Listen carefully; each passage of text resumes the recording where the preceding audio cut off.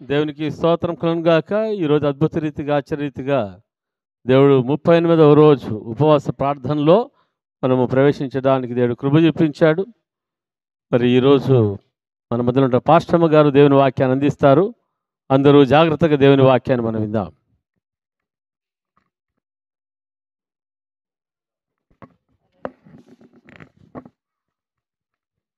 హల్లెలూయా. దేవుని పరిశుద్ధ నామానికి స్తోత్రం కలుగునుగాక. ఈరోజు 38వ రోజు యొక్క ఉపవాస కూడికకు వచ్చినటువంటి మీ అందరికీ కూడా ప్రేమపూర్వకమైనటువంటి వందనాలను తెలియజేస్తూ ఉన్నాను. హల్లెలూయా, హల్లెలూయా. ఈరోజు వాక్యానికి అనుగుణంగా ప్రార్థనకు వాక్యాన్ని ధ్యానించుకుందాం. నాలో ప్రభు ఈ రోజుకు ఒక స్వస్థతను గురించి మాట్లాడమని నన్ను ప్రేరేపించడం జరిగింది. హల్లెలూయా. అందును బట్టి యేసు ప్రభు ఈ లోకానికి ఎందుకొరకు వచ్చాడు? ఆయన నీతిమంతుల కొరకు రాలేదు కానీ, ఓకే, ఆరోగ్యవంతుల కొరకు ఆయన రాలేదు కానీ, రోగుల కొరకు, అనారోగ్యంతో బాధపడేటువంటి వారి కొరకు ఆయన వచ్చినాడు. హల్లెలూయా, హల్లెలూయా. అది శరీర రోగమే కానీ, అది ఆత్మీయ వ్యాధే కానీ, ఏ వ్యాధే కానీ ఆయన స్వస్థపరచలేనిదంటూ ఏదీ కూడా లేదు. మానసికంగా కృంగిపోతూ, మానసికంగా వ్యధ చెందుతూ ఉన్నటువంటి వ్యాధే కానీ, శరీరంలో ఆరోగ్యము లేక కృషించిపోతూ ఉన్నటువంటి వ్యాధే కానీ, ఎవరి యొద్ద చెప్పుకోలేనటువంటి వ్యాధే కానీ, అది ఏదైనా సరే ఆయన స్వస్థపరచువాడై ఉంటూ ఉన్నాడు. హల్లెలూయా. ఈ దినం మనము యిర్మీయా గ్రంథము 33వ అధ్యాయము 6వ వచనాన్ని మనము చదువుకుందాం. నేను దానికి ఆరోగ్యమును స్వస్థతను మరలా రప్పించుచున్నాను, వారిని స్వస్థపరచుచున్నాను, వారికి సత్య సమాధానములను సమృద్ధిగా బయలుపరచెదను. హల్లెలూయా. ఇక్కడ బాగా అందరము కలిసి నేను చెప్తాను, అందరూ పలుకుదామా? నేను దానికి ఆరోగ్యమును స్వస్థతను మరలా రప్పించుచున్నాను, వారిని స్వస్థపరచుచున్నాను, వారికి సత్య సమాధానములను సమృద్ధిగా బయలుపరచెదను. హల్లెలూయా. దేవుని నామానికి స్తోత్రం కలుగునుగాక.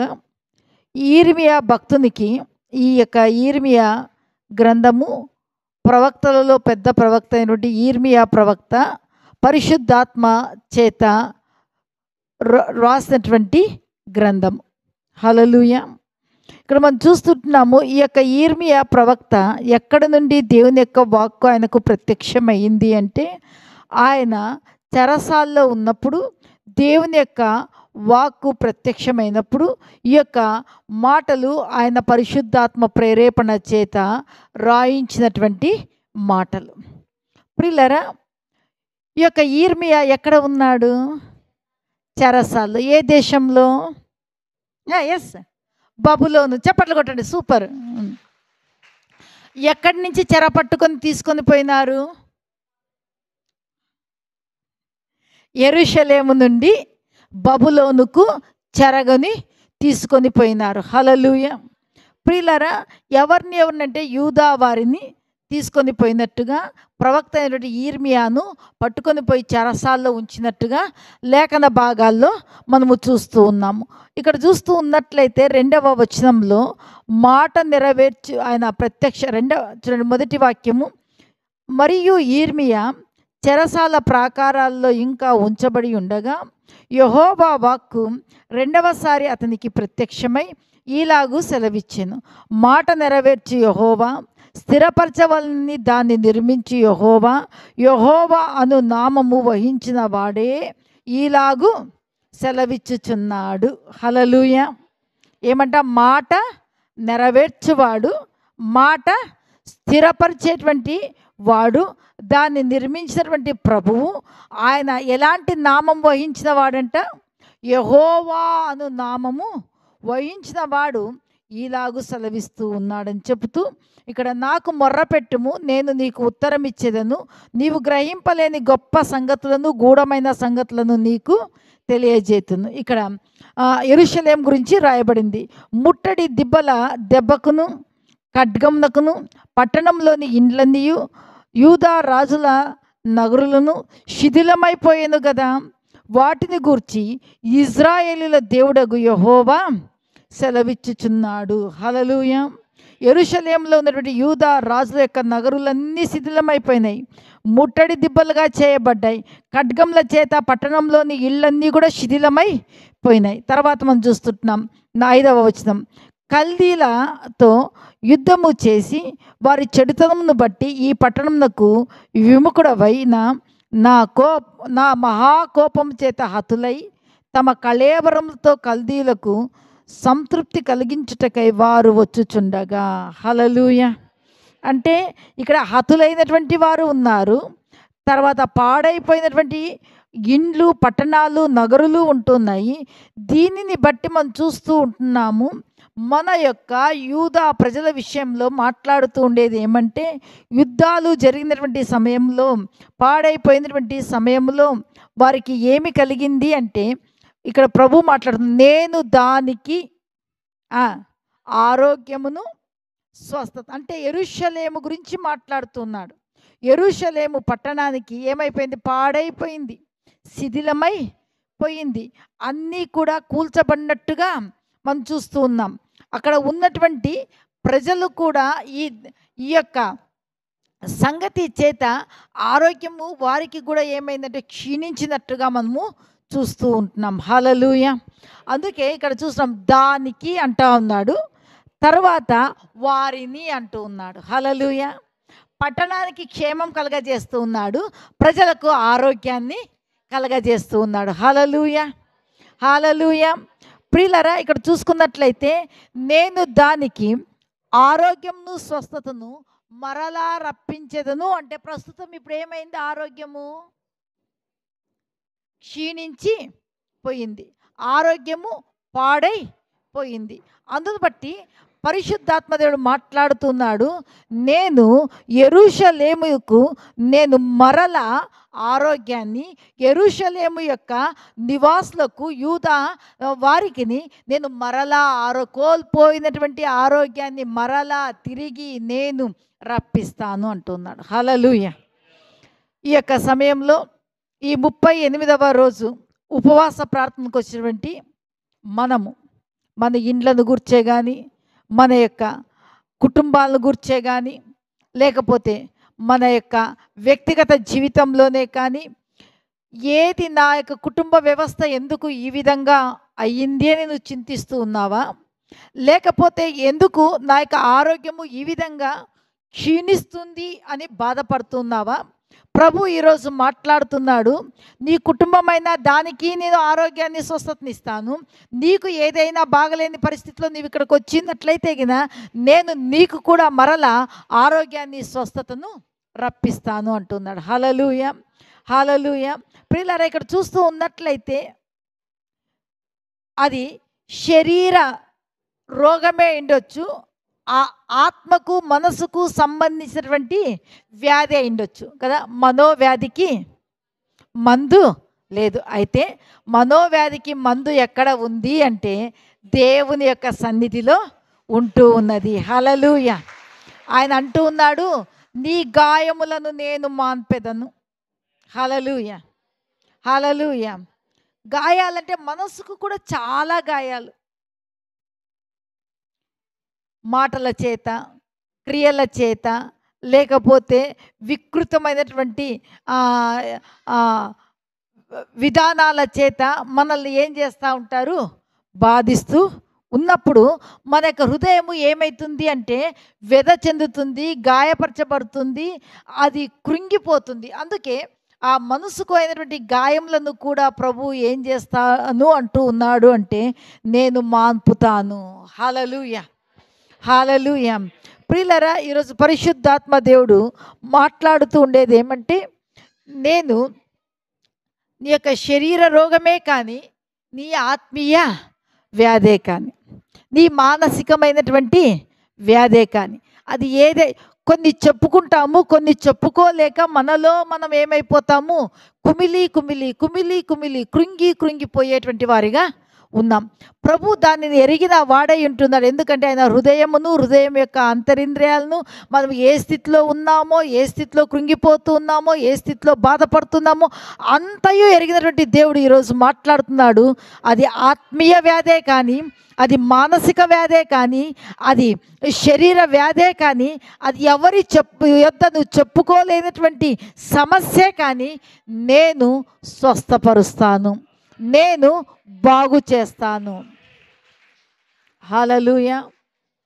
నా వాక్కును పంపి నేనేం చేస్తాను, వారిని బాగు చేస్తాను. ఏ గుంటలో పడినారో ఆ గుంటలో నుంచి ప్రభు ఏం చేసేటువంటి వాడుగా ఉన్నాడు అంటే పైకి లేపేటువంటి వాడుగా ఉన్నాడు. హల్లెలూయా. శరీర రోగమైనా, అది ఆత్మీయ వ్యాధి అయినా, శరీర రోగమైనా, అది ఆత్మీయ వ్యాధి అయినా, యేసు గాయము స్వస్థపరచును, యేసు గాయము స్వస్థపరచును, రక్తమే రక్షణనిచ్చు, రక్తమే రక్షణనిచ్చు. హోసన్నా జయమే, హోసన్నా జయమే, హోసన్నా జయమనదే, హోసన్నా జయమనదే, హోసన్నా జయమనదే, హోసన్నా జయమనదే.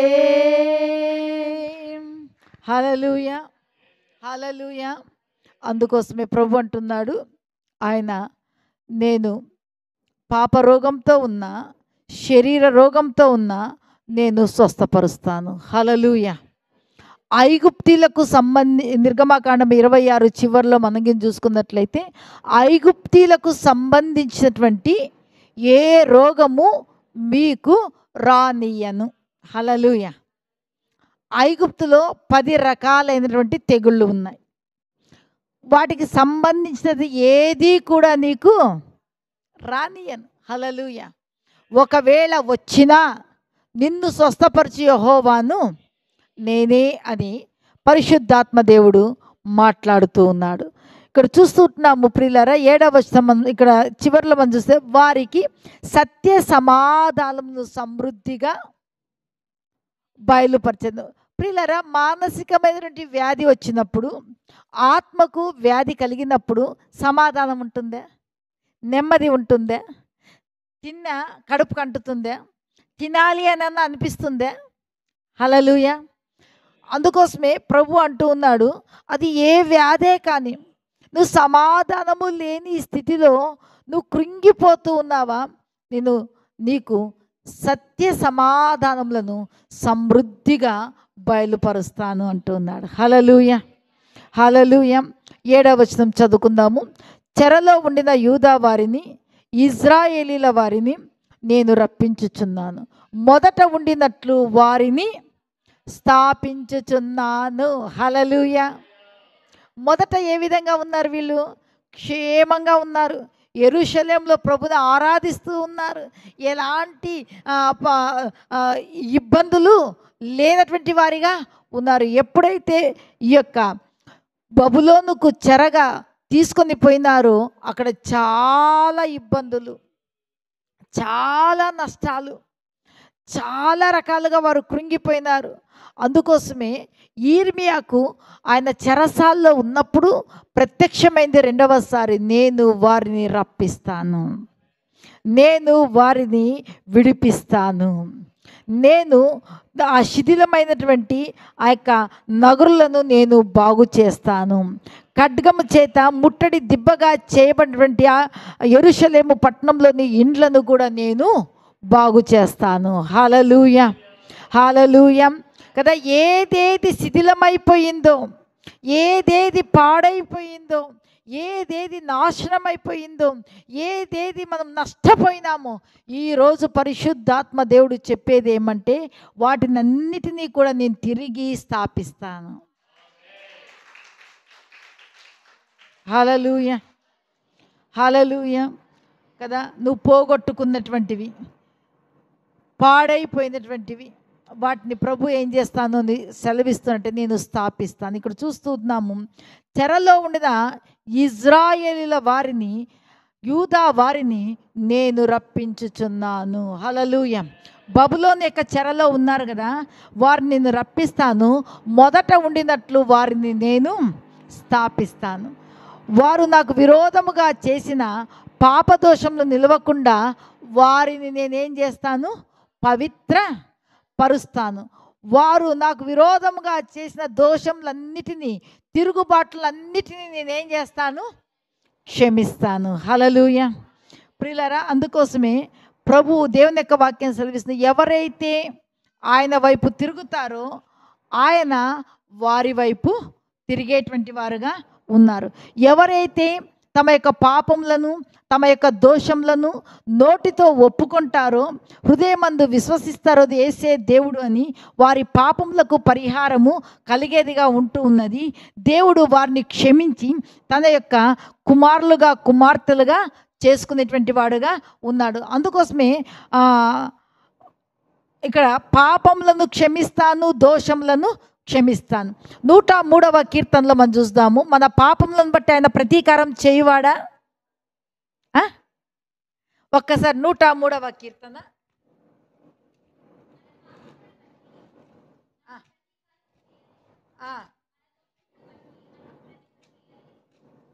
అమ్మా కదా, మనం చూస్తున్నాం 10వ వచనము, మన పాపములను బట్టి, మన దోషములను బట్టి మనకు ప్రతిఫలము ఇచ్చేవాడు కదా. ఎవరైనా ఏదైనా బాధలో ఉండి ఏదైనా నష్టపోతే ఏం పాపం చేసిండ్రో, మనమైతే పాపాన్ని బట్టి తీర్పు తీరుస్తాం, కానీ మన దేవుడు పాపులను రక్షించడానికి, పాపముల నుంచి విడిపించడానికి తన స్వకీయ కుమారుడు యేసుక్రీస్తు ప్రభువుని ఈ లోకానికి పంపించినాడు. పంపబడినటువంటి యేసుక్రీస్తు ప్రభువు మన పాప పరిహార్థమై, మన శాపం యొక్క విడుదల కొరకై, మన అపరాధములను క్షమించబడడానికై ఆయన కల్వరి శిలువలో రక్తాన్ని కార్చినాడు. ఆ ప్రభు అంటూ ఉన్నాడు, నేను పాపములను బట్టి ప్రతీకారము చేయువాడను, మీ దోషములను బట్టి నేను ప్రతిఫలం ఇచ్చేటువంటి వాడను కాను. మీ పాపములు ఎంత దూరపరిచిందాడంటమ్మా, తూర్పుకు పడమర ఎంత దూరమో అంత దూరపరిచి ఉన్నాను, నేను వాటిని ఇక ఎన్నడూను జ్ఞాపకము చేసుకొనను. హల్లెలూయా. ఆయన క్షమించిన తర్వాత ఆ పాపాలను ఆయన ఏం చేయడంట, జ్ఞాపకం చేసుకోడు. ఆయన దానిని బట్టి ఆయన మనకి ఏమాత్రము కూడా నీవు ఒప్పుకొని, నువ్వు యేసు రక్తంలో కడుక్కొని, యేసు రక్తంలో శుద్ధీకరించుకొని, ఆయన కుమారుడుగా, ఆయన కుమార్తెగా చేయబడి, నీ హృదయము దేవునికి ఒక ఇల్లుగా, ఆలయంగా చేయబడిందంటే నీ పాపములను బట్టి ఆయన ప్రతీకారము, ప్రతిఫలము ఇచ్చేటువంటి వాడు కాదు, వాటిని దూరము చేసి ఉన్నాడు. అందుకే ఇక్కడ చూస్తూ ఉంటున్నాము, ఆయన క్షమించెదను, క్షమించెదను, పవిత్రపరిచెదను. హల్లెలూయా. ఇంకా ఏదైనా మనకు జ్ఞాపకం వచ్చినట్లయితే, దేవా నీ రక్తం చేత నన్ను కడుగు, నన్ను పవిత్రపరచు, నన్ను క్షమించమని ప్రభుని అడుగుదాం. తన ప్రజల విషయంలో ప్రభు చెప్పేది ఏమంటే, ఇక్కడ 9వ వచనము, భూజనులందరి ఎదుట వారు నాకు ఇష్టమైన పేరుగాను, స్తోత్ర కారణముగాను, ఘనతాస్పదముగాను ఉందురు. హల్లెలూయా, హల్లెలూయా.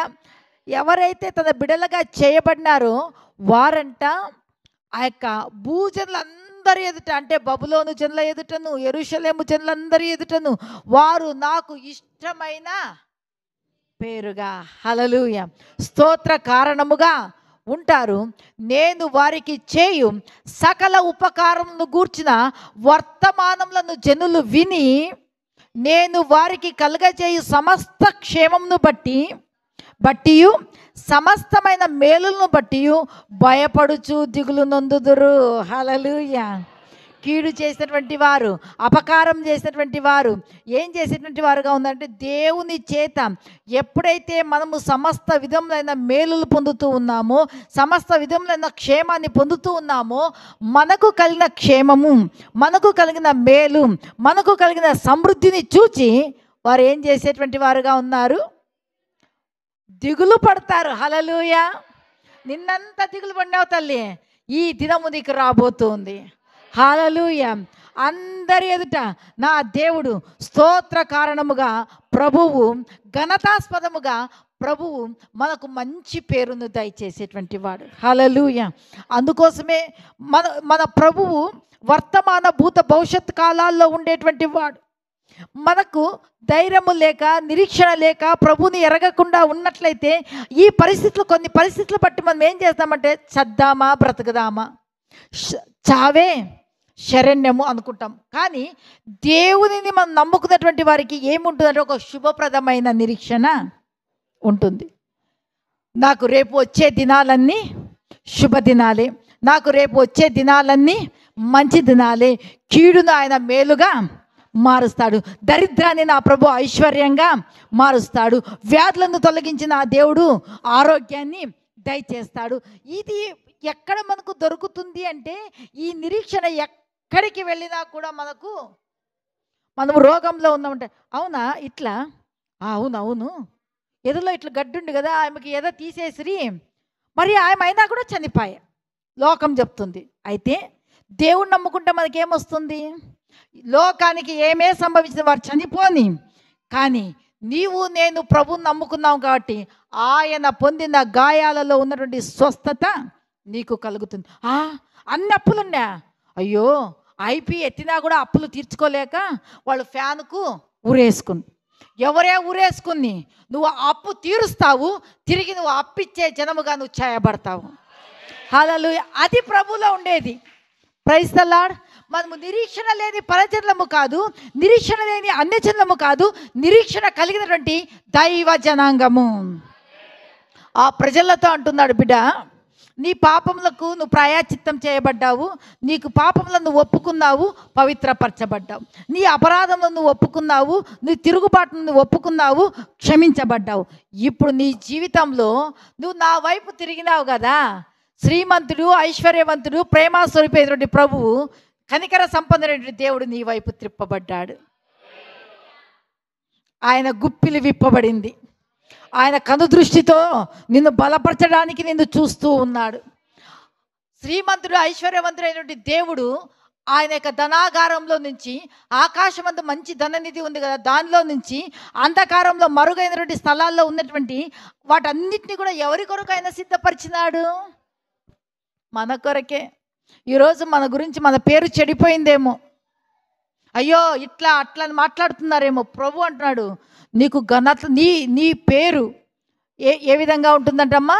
స్తోత్ర కారణముగాను ఘనతాస్పదంగా. ఎందుకంటే నీవు నీ తల్లి గర్భంలో జగత్ పునాది వేయబడక మునుపే ఆయన నిన్ను పేరు పెట్టి పిలిచి ఉన్నాడు.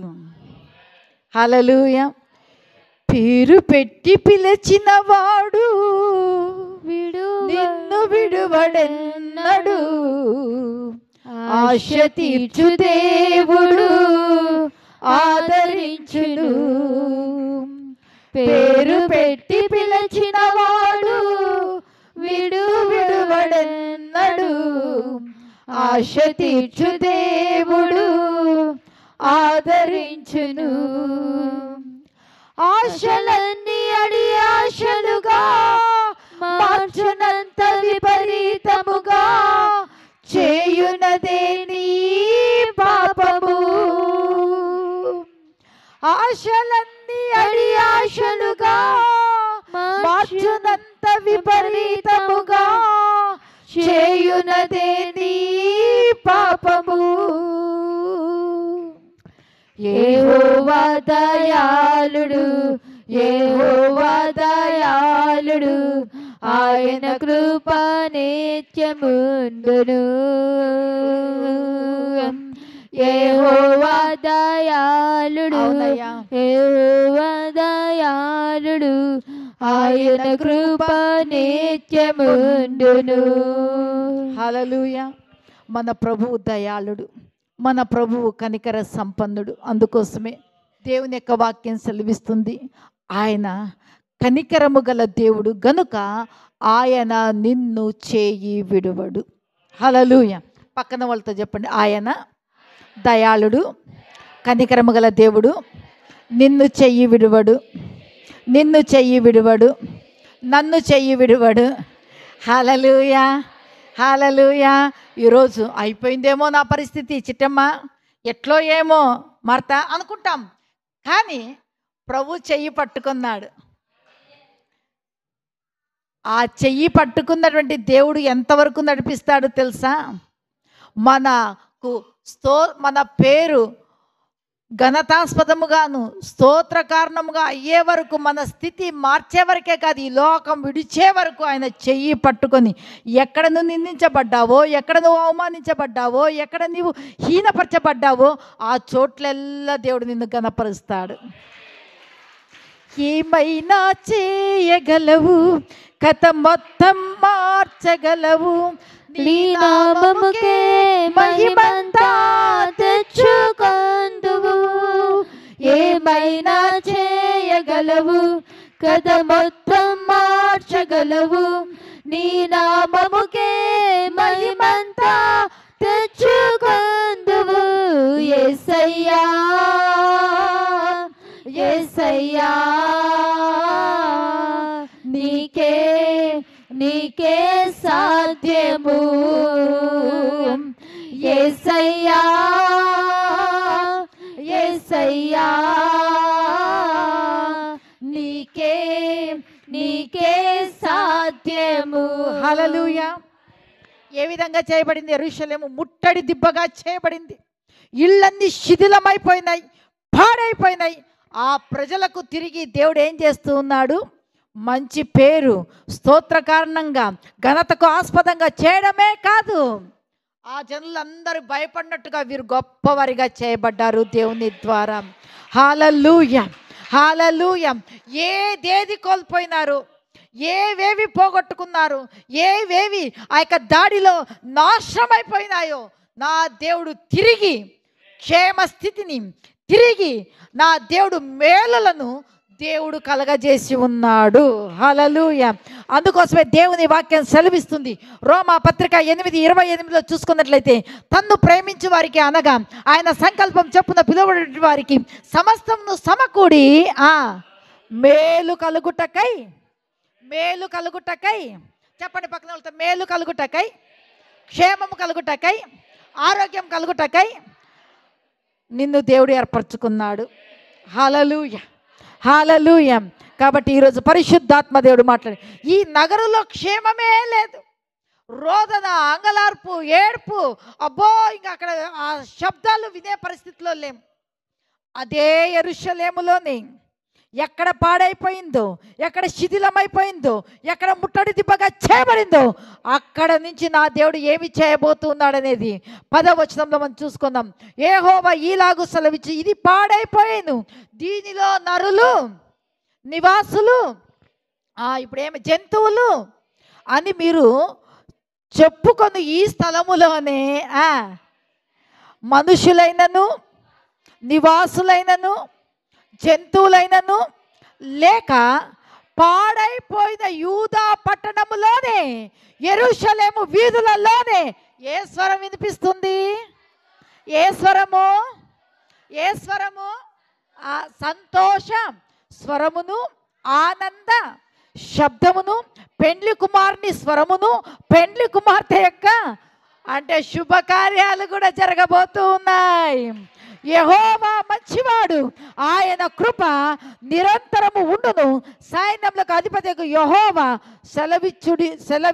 యెహోవాను స్తుతించుడి అని పలుకువారి స్వరమును మరలా ఎక్కడ రోదన వినిపించిందో, ఎక్కడ అంగలార్పు వినిపించిందో, ఎక్కడ ఏడుపు వినిపించిందో అక్కడ తిరిగి ఏమి వినిపిస్తా ఉంది? ఏమి? శుభధ్వనులు. ఇక్కడ చూస్తున్నాం ఏ ధ్వనులు వినిపిస్తున్నాయంట? యెహోవా మంచివాడు, ఆయన కృప నిరంతరము ఉండును. సైన్యములకు అధిపతిగా యెహోవాను స్తుతించుడని పలుకు వారి స్వరము మరలా వినిపించింది. యెహోవా మందిరములోనికి స్తుతి యాగములను తీసుకొని వచ్చి వారి స్వరము మరలా మునుపటి ఉండుట కంటే చెరలో ఉన్న ఈ దేశస్థులను నేను రప్పించుచున్నానని యెహోవా సెలవిచ్చుచున్నాడు. నువ్వు ఏ చెరలో ఉన్నావో, అప్పులనే చెరలు, దరిద్రం అనే చెరలు, వ్యాధి అనే చెరలు, దుఃఖము అనేటువంటి చెరలు, అంధకారం అనేటువంటి చెరలు, మరణ అంధకారం అనేటువంటి చెరలు, అన్ని విషయాల్లో కూడా సాఫల్యత లేని ఫెయిల్యూర్స్లో నువ్వు వెళ్తూ ఉన్నావేమో, ప్రభు చెప్తూ ఉన్నాడు నేను మంచివాడు, ఆయన మంచివాడు, కృప నిత్యముండును, ఆయన మంచివాడు, దయా నిత్యముండును, ఆయన మంచివాడు, కృప నిత్యముండును, ఆయన మంచివాడు, దయా నిత్యముండును. భూనివాసులరా యెహోవాను స్తుతించుడి, భూనివాసులరా యెహోవాను స్తుతించుడి. హల్లెలూయా. భూనివాసులందరూ చెప్పుకునే ఒక ఘనతాస్పదంగాను, కీర్తికి ఆస్పదంగాను, మంచి పేరును ప్రభువు మనకు దయచేస్తాడు. ఈరోజు మనము దుఃఖములో శిథిలమైపోయింది, పాడైపోయింది, ముట్టడి దిబ్బగా అయిపోయింది, ఆరోగ్యాలు కోల్పోయినాం, ఐశ్వర్యం కోల్పోయినాం,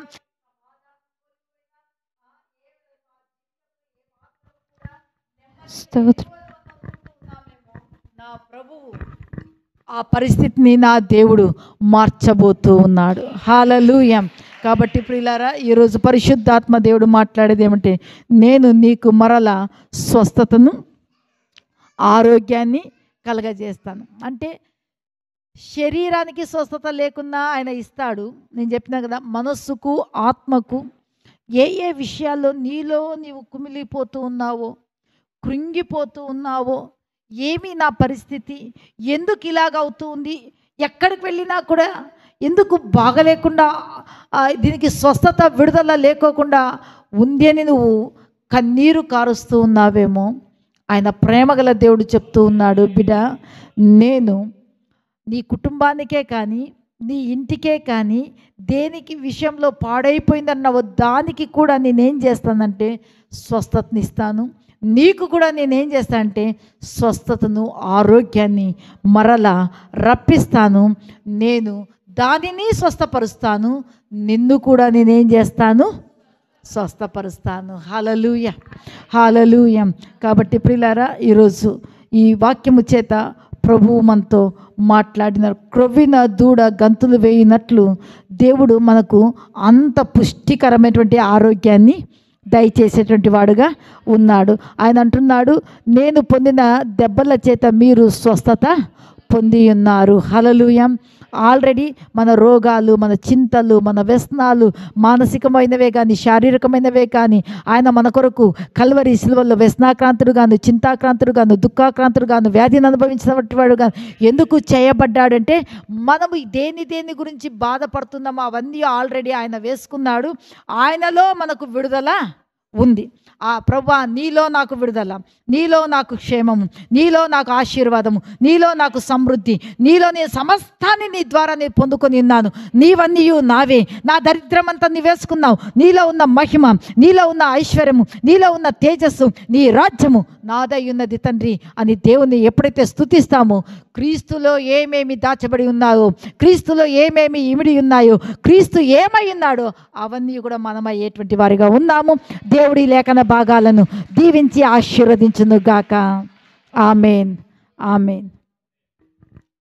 ఓకే అమ్మా.